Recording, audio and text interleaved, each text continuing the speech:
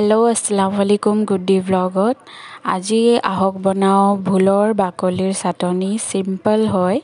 আপোনালোকে কেতিয়াও খাইছেনে জনাব দেই এই সব ভোলৰ বাকলিখিনি মই অকমান লৈ লৈছিলো ধুই কিনে থৈছো পাতল পাতল আছে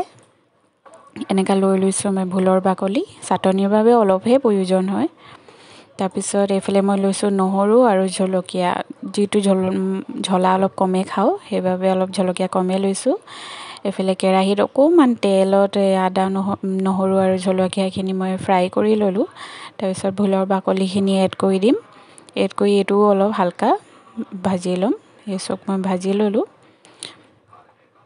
আপোনালোকেও এনেদৰে ভাজি লবে ভাজি লোৱা পাছত মই মিক্সি গ্ৰাইণ্ডাৰত এড কৰিলো তাৰপিছত এই নাগা ধনিয়া কেটামান এড কৰিলো সোৱাদৰ বাবে আপোনালোকে বিচাৰিলে নিমিলাবও পাৰে এয়া মই কাটি কিনে ঢালি দিলো তাৰপিছত নিমখ দি ললো এসব সোৱাদ অনুসৰি নিমখ দি কিনে এতিয়া মই এটো পিছি লম